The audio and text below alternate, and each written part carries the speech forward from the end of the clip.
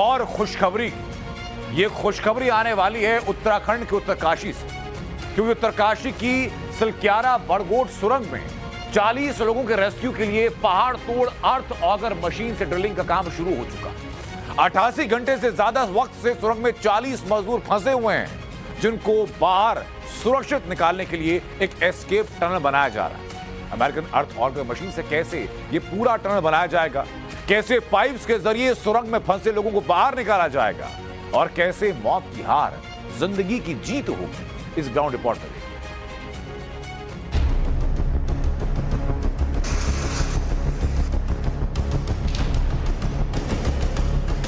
सब सुरक्षित है, बिल्कुल सुरक्षित है।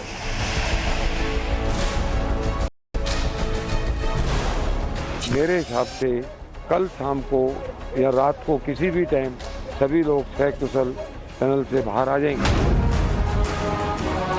जैसे दावे किए जा रहे हैं उसके मुताबिक उत्तरकाशी के सिलक्यारा सुरंग में 4 दिन से फंसी 40 जिंदगियों के लिए 2.5 से 3.5 घंटे बेहद अहम हैं और फिर गुड न्यूज आ सकती है।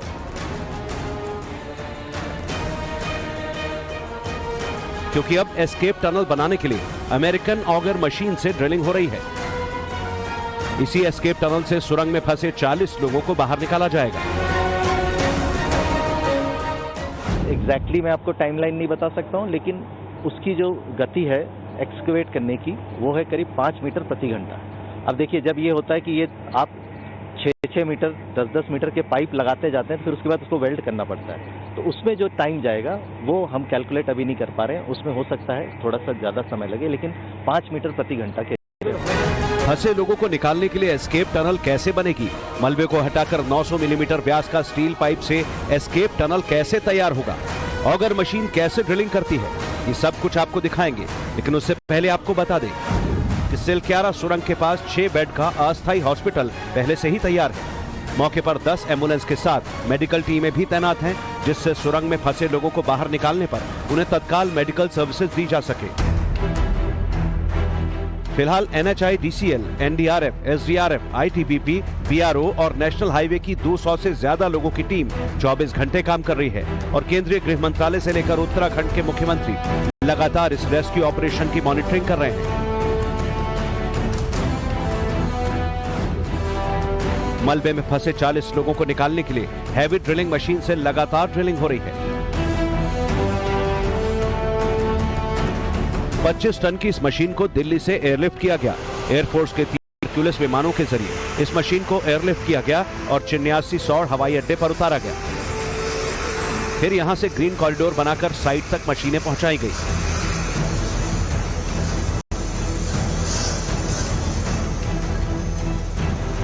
ऑगर मशीन के पहुंचने से पहले उसका प्लेटफॉर्म बनकर तैयार था।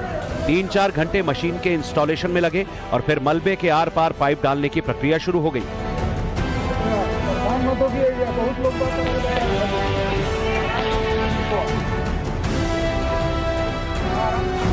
800 mm की हम जो डाया का जो हमारा MS पाइप होता है उससे हम उसमें अंदर जाने की कोशिश कर रहे हैं, लेकिन कुछ रुकावटें आ रही है, तो इसलिए हमने लेटेस्ट मशीन मंगाई है। रेट ऑफ जो पेनिट्रेशन है वो ज्यादा है, वो कम से कम 5 से 4 मीटर 1 घंटे में करेगा।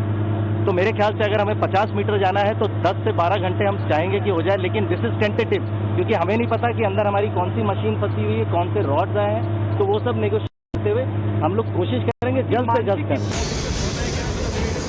फिलहाल शॉर्ट क्रेटिंग यानी कंक्रीट स्प्रे के साथ मिट्टी को हटाया जा रहा है और हाइड्रोलिक जैक की मदद से 900 मिलीमीटर व्यास के स्टील पाइप को अंदर से डालने की कोशिश हो रही है, ताकि सुरंग में फंसे लोगों को निकाला जा सके। आपको ग्राफिक्स के जरिए दिखाएंगे कि कैसे अमेरिकन ऑगर मशीन ड्रिलिंग कर मलबे को बाहर निकालेगी और फिर स्टील पाइप डालकर एस्केप टनल बनाएगी। लेकिन वो पाइप कैसा है, सुरंग में फंसे लोग कैसे उस पाइप से होकर बाहर आएंगे, पहले वो देख लेते हैं। ये देखिए, ये वो पाइप है जो अंदर ड्रिल करके इस्टेब्लिश किया जाएगा। हम आपको दिखाते हैं कि वो जब ये ड्रिल हो जाएगा तब वहां से लोग किस तरह से अंदर से बाहर निकलेंगे। देखिए, ये वो ही पाइप है, 800 mm की इसकी भी दूरी है, और देखिए इस पाइप में से निकलना जो है कितना आसान रहता है। ये देखिए, मैं आपको करके दिखा रहा हूँ।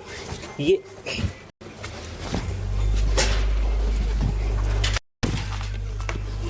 और कुछ इस तरह से वहाँ जो 40 फंसे हुए लोग हैं वो इसी पाइप को टनल बनाते हुए जो उसमें से निकाला जाएगा। इसी तरह से कुछ लोग 40 जिंदगी को बचाने की कवायद दोबारा से शुरू की जा रही है।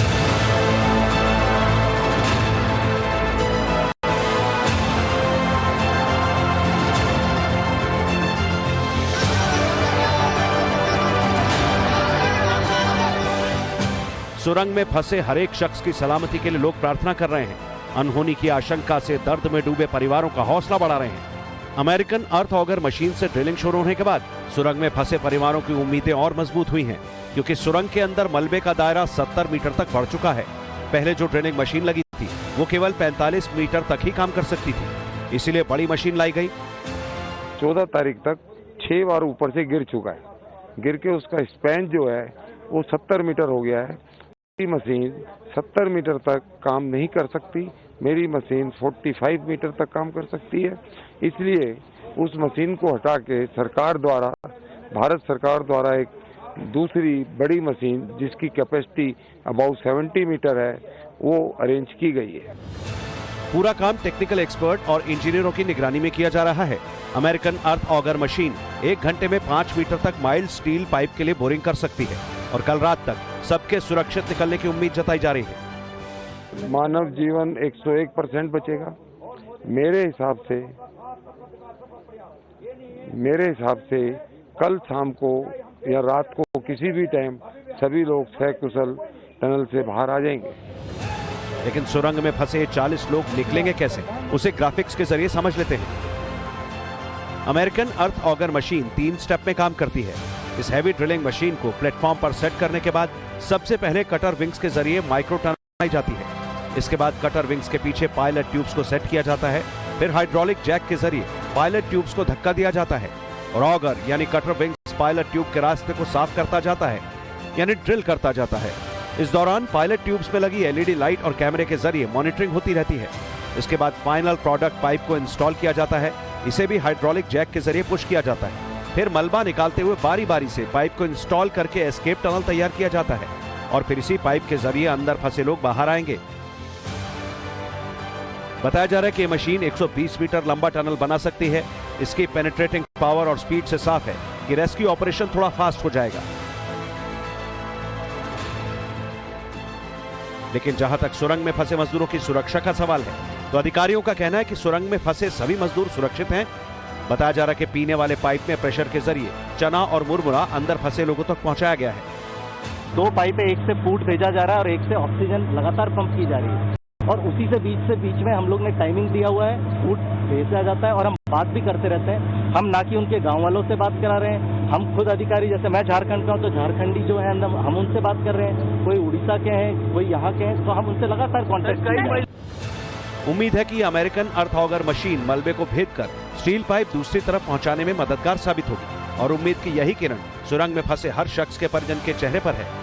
सुरंग में फंसे लोगों में कोटद्वार के सरेक क्षेत्र के बिशनपुर निवासी गब्बर सिंह भी शामिल हैं। गब्बर सिंह पिछले 6 साल से सुरंग निर्माण कार्य में जुटे हैं और वो सुरंग में फंसी टीम के सुपरवाइजर हैं। बुधवार सुबह गब्बर सिंह के बेटे ने उनसे बात की तो परिवार का हौसला बढ़ा और उम्मीद दोगुनी हो गई। क्या कुछ बातें हुई हैं उनसे आपकी? बातें तो मेरे हुई थी भी, जब मैं परसों 13 तारीख रात को 12 बजे यहाँ पर आया था। 14 तारीख सुबह तो नहीं पाया, लेकिन शाम को मैंने बात की थी उनसे। उन्होंने यही बोला कि मैं ठीक हूँ, आप चिंता मत करना और घर में सबको बताना कि वो ठीक है, चिंता करने की जरूरत नहीं है। उनको भाई को इस काम का बहुत बड़ा एक्सपीरियंस है, जिसकी वजह से वो 40 जिंदगी अपने को लगा के 40 जिंदगियों को संवारे हुए वहाँ पर। ये मेरे साथ गब्बर सिंह नेगी जी के बेटे भी हैं, इनसे भी जानते हैं कि क्या कुछ बात हुई कल उनकी अपने फादर से। दीपावली पे वो बाहर रहे और अब वो इनके इंतज़ार में यहाँ पे लगातार जमे हुए हैं। आज सुबह मेरी बात हुई उनसे तो उन्होंने यहाँ कहा मुझसे कि मैं यहाँ पर ठीक हूँ, चिंता करने की कोई बात नहीं है और घर पर यह बता देना कि मैं 1-2 दिन में आ जाऊंगा। अब वो बोल रहे कंपनी वाले कि वो मशीन है, वो कंपनी की मशीन है, तो जैसा वो बता रहे तो लगता है कि शायद वो सक्सेस हो सकता है।